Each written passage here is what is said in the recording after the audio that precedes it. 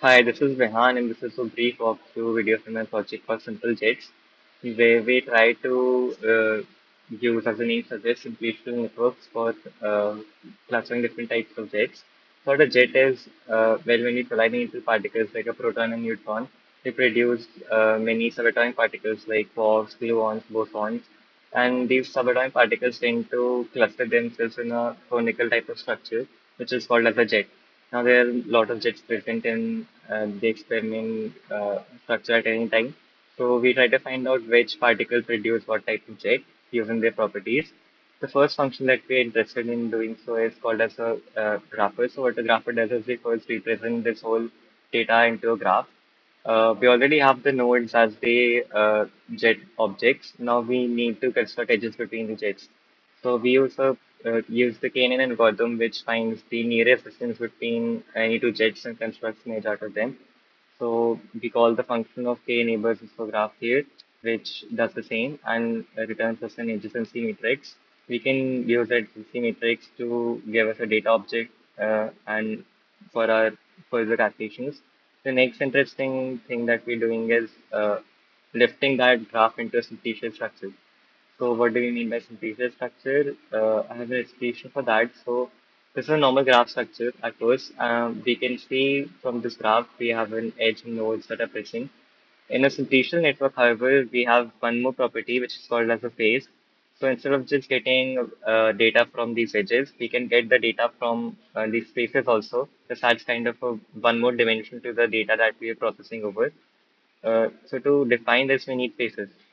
How do we do this in code? Is we have a function called build underscore faces. So what it checks is if let's say three nodes are present in the structure, we append them to a list, which it checks here. If the length is equal to three, we add this to the list called faces. And most of the rest of the part is easy because we have a inbuilt module called toponetx. So what this module does is it gives us the inbuilt function for defining a simplicial structure.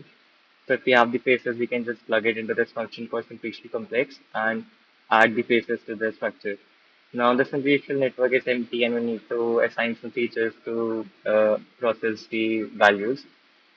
We get the node features already as from the data set. Now to get the edge features, we aggregate the node features of any two nodes and divide them by two. Same for the faces, there are three, so we aggregate them over three. We now have the whole simplified structure, but for doing message passing, we need some values. Now that values are found out by an operator called Laplacian. What the Laplacian does is it finds common properties between any two points.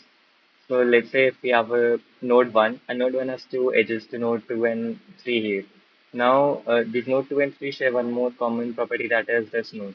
So this forms the face, right? So a Laplacian does is it gets the connections, extending it from nodes to faces, and returns an incidence matrix from there to those faces.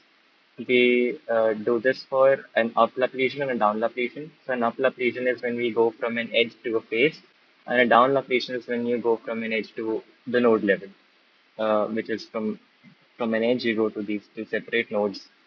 Uh, Now that we have these two Laplacians, we also have some functions for this, which is Hall Laplacian matrices and the Laplacian matrices defined in the module.